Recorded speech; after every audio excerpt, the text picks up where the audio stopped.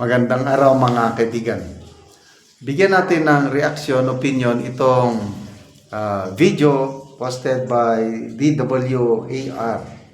Interview ng SMNI DWAR sa presidente ng Employers Confederation of the Philippines, si Mr. Sergio Ortiz Luis. Isa sa malalaking grupo ng businessmen dito sa Pilipinas. Napag-usapan nila tungkol sa mga investors sa Pilipinas. Sinasabi ng Malacanang, lalo ng Executive Secretary na si Ralph Recto, better days ahead daw ang Pilipinas. Makakaasa tayo, babangon daw tayo next year sa pagkalugmok. Paano ka babangon kung sabi mismo ng mga negosyante, zero ang mga investors? Pakinggan natin siya. Despite the effort of the government to attract investment, sabi nga namin nung araw, noong mga 2023 years that sa Philippine Chamber of Commerce, marami pumupunta sa amin na investors, naghahanap ng partner, mga dalawa, tatlo. Noon daw, 2023, maraming investors naghanap ng opportunity.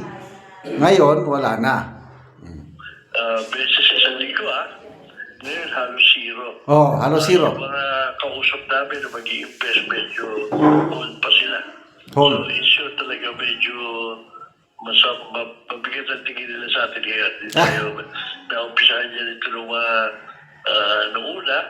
Ang issue lang sa atin ay yung mga red tapes na tapos yung mga policy changes. Ngayon, napasok pa nung mga anomalies, siyempre, yung tapos palawak pa yung bisigil, sabi nga namin, ang pinag-umpisahan dyan, yung budget ng 2025, na dapat siya, i-enter sila, kung ano pa tinitignan, pinalalawak pa siya, pati yung mga investors sa abroad, hindi naniniwala, matatapos natin kagad yan. Sabi nga ni Confucius, if you chase two rabbits, most probably you will lose both of them. So, yun ang sinasabi na, mag-focus lang sila dito sa mga anomalies at para yung kumpiyansa ng mga investors bumalik. Yan. Galing na yan mismo sa mga negosyante. Halos zero. Noon, madami. Kahit may issue tayo nung una, yung red tape, yung mabagal ang proseso, normal naman yun, noon pa yun. So, meron pa rin. Nag-invest kahit mahina ang yung pagkuha ng mga permit. Ganun lang mga issue nung una. Yung mataas ang kuryente. Mabagal ang internet. Yan yung mga issue nung una na pwede pang mapagpasensyahan. Okay? Kasi nga, dami nating Pilipinos, 117 Pilipinos. Malaki. So, kikita pa rin. Kahit ganun, kaya nilang pagtiisan yung mga red tape, mabagal magkuha ng permit, taas ang kuryente at mabagal ito ngayon ang hindi nila kayang irisgo, hindi nila kayang isugal ang kanilang puhunan dahil sa talamak na korupsyon. Kahit kung ako ang negosyante, punta na lang ako sa iba kaysa yung isusugal ko ang negosyo ko sa grabing korupsyon. Kaya kahit ibang bansa, South Korea, anong nangyari? Yung ipapautang sana sa atin na loan para sa isang infrastructure project. Mismo na ang presidente ng South Korea ang nag-order na huwag nang ituloy. Kasi baka daw mauuwi lang sa korupsyon. Ano yung niloloko tayo kung minsan itong administrasyon ito, lalo na si Rap Recto na nag-order na daw siya sa mga gabinete na ano ito, revive this sluggish economy. Inaamin nila na bumulusok ang ekonomiya.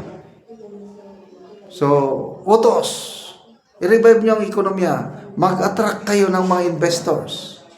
Ayan, madaling magbigay ng utos. Ang problema, paano maisakatuparan? Paano maiangat yung ekonomiya? Paano mag-attract ng investors? Kasi dito magsisimula yung pag maraming investors, either local or foreign. Pag maraming investors, magkakaroon ng economic activity, tataas din yung ekonomiya. Ganun lang yun. So, binabantayan ngayon itong palawak ng palawak na investigasyon sa korupsyon. O anong mangyayari? Lahat nagbabantay. O, sa ngayon, wala pa mang nakukulong. Ano lang yun? Parang propaganda nila na may magpapasko sa kulungan. Anong petsa na ngayon? December 12 na. Mayroong warrant of arrest, kaya lang, parang nasa custody lang pa ata ng hindi pa talaga nakakulong.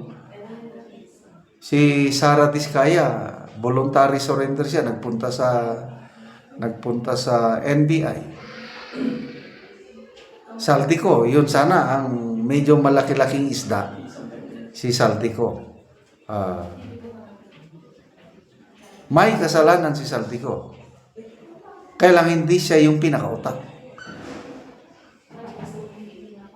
Sa survey ng WR numero ba yun? Sinasabi ng respondents, 31%, Pangulo. Ang Pangulo ang most accountable sa korupsyon na ito. Pumapangalawa ang DPWH. Nandyan si Martin Romualdez, sumusunod. So, panglima lang si Saldico. Kaya lang, okay sana kung makulong na si Saldico. Although nagpapasalamat ako sa kanyang mga ibinunyag na katotohanan, kaya lang dapat magdusa pa rin siya. Kaya lang, paano nila ngayon huhuliin? Wala. Ay, nako. Okay, salamat mga kaibigan sa inyong pagsubaybay sa ating channel. Nakakatulong kayo ng malaki sa tribong Talandig ng Bukidnon dahil ang sweldo natin sa channel na ito is pantulong po sa tribo. Namimigay tayo ng livelihood assistance sa kanila, nagpapatanim ng saging lakatan at Arabica coffee. Panorin niyo ang video na ito. Na anak ko dere sa kapihan ni Manoy Sidrino, so maga-espresya sa ang kape. Ug karon mo na ni ang itsura sa kape ni Manoy nga unom na kabulan. So naa nay mga sanga kaluoy sa Ginoo, maayo gyud ang tubo.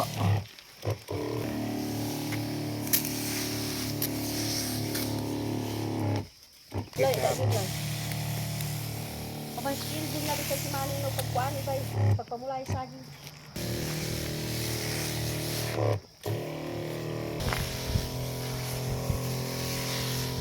Kapag mo naman na isa sandan.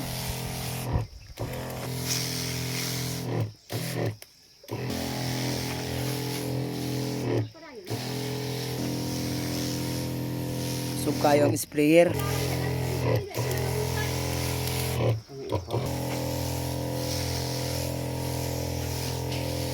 Naanay mga bulak Tanaw na anay mga bulak. Bulak na, pamulak na yun kay Na makita nato. bulak yung mga Nanay bulak niya maklaro na gid nato sa unom na kabulan. Ug karon ginabunuhan pod ilang manang ang ilang kape nga tulo nay kabulan. Sumuna ni ang itsura sa ilang kape nga tulo kabulan. So ang ilang kape sunod-sunod nga pagtanom. Sunod-sunod. So naay nauna kadtong nauna unom na kabulan ug kini ang naulahi tulo na kabulan. yan dayon ni. Yan dayon. Man sa pag-abuno pag-sprayan. Kusog kayo nga sprayer Dali gid nga makakuan ang dali nga mabasa ang daon. So katabanga si Manoy ug si Manang sa Tabangaan pag-abuno, kay sa pag-spray aron sa nga ilang kape. Kuan, dali Kamot. rata. Maning kamot kin mi Kaya ang mga kay. eskwela nato, luoy kayo.